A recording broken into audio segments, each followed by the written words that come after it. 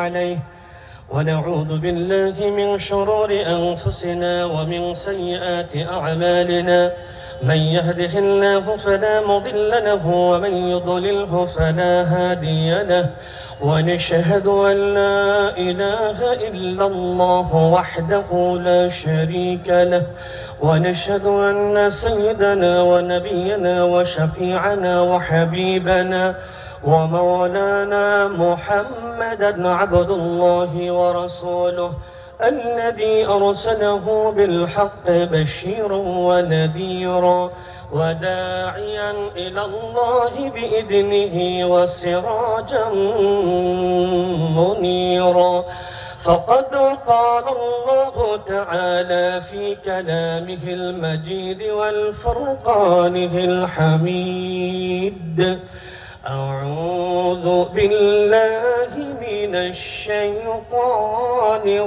الرجيم بسم الله الرحمن الرحيم أفحسبتم أنما خلقناكم عبثا وأنكم إلينا لا ترجعون صدق الله المولانا العظيم وصدق رسوله النبي الكريم ونحن على ذلك من الشاهدين والشاكرين والحمد لله رب العالمين إن الله وملائكته يصلون على النبي يا أيها الذين آمنوا صلوا عليه وسلموا تسليما اللهم صل على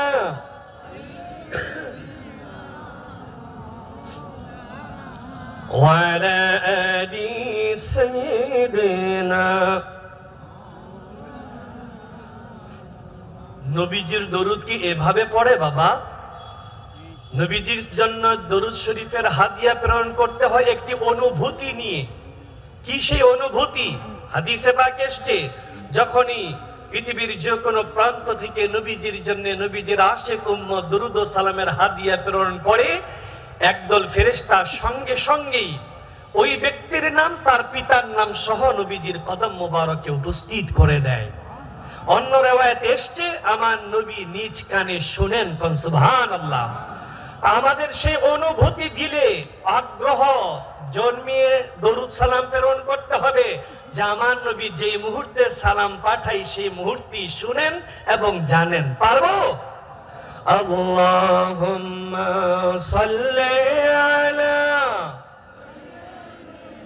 মাওলানা মুহাম্মদ ওয়া আলা আলি মাওলানা মুহাম্মাদুন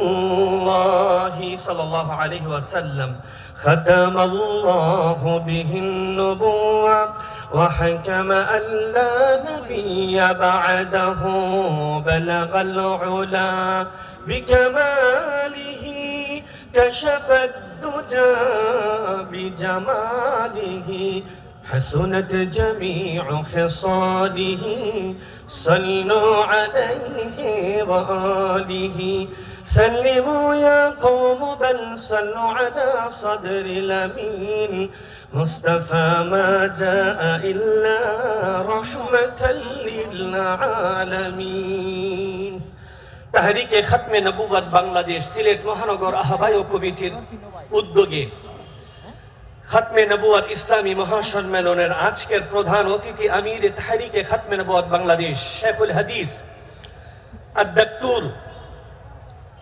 আল্লামা মুফতি মোহাম্মদ ইনায়াতুল্লাহ আব্বাসী ওয়া সিদ্দিকী পীর সাহেব জৌনপুরী,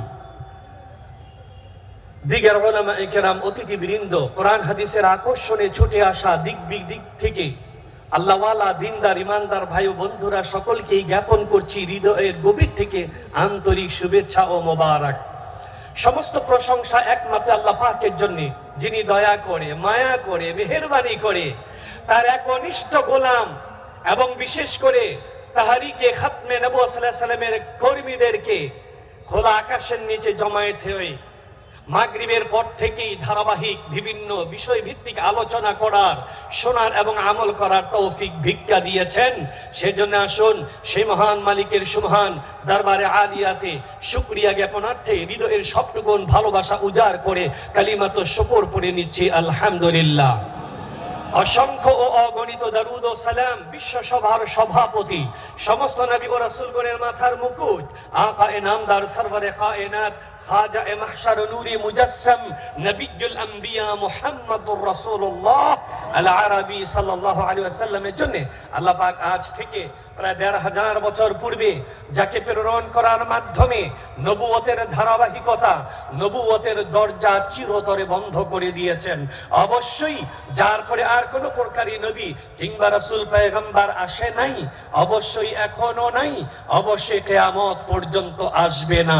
ঠিক কিনা বলুন? এই সহি ঈমান আকীদার ধারক বাহক ছিলাম আমি, আপনি সবাই ছিলাম, আছি, মৃত্যু অবধি থাকবো ইনশাআল্লাহ এই আকীদার উপরে। এবং খাতমে নবুয়্যত সাল্লাল্লাহু আলাইহি ওয়াসাল্লামের পক্ষে কথা বলতে বলতে, জিহাদ করতে করতে আমার আপনার মৃত্যু হবে ইনশাআল্লাহ। সম্মানিত মুসল্লিয়ানে ইকরাম, আমি খুব দ্রুত কথা বলেছি কারণ আমার সময় ততটুক, আব্বাসী সাহেব স্টেজে আসতে যত সময় যতটুক, উনি আসবেন, আমি বিদায় নেব। উনি মাজার জিয়ারত করেছেন, ওয়াজিফা পড়েই চলে আসতেছেন ইনশাআল্লাহ। তাই আমার কোনো সময়ের না লিমিটেশন আছে না কোনো আছে। উনি আসবে, আমি বিদায় নিব। আমি আপনাদের সম্মুখে কোরআনুল কারীম সূরাতুল মুমিনুন থেকে ১১৫ নম্বর আয়াতটি তেলাওয়াত করেছি। এই আয়াতের উপরে কিছু সংক্ষিপ্ত কথা বলে ইনশাআল্লাহ বিদায় নেব।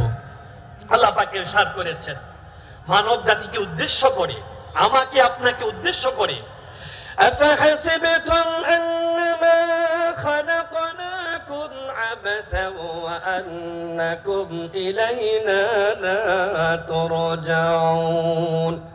হে জগতের মানুষেরা, তোমরা কি ধারণা করেছো তোমাদেরকে এমনি এমনি সৃষ্টি করা হয়েছে? ওয়া আন্নাকুম ইলাইনা লা তুরজাউন, আর আমার কাছে তোমাদের ফিরে আসতে হবে না, এটাই কি তোমরা ধারণা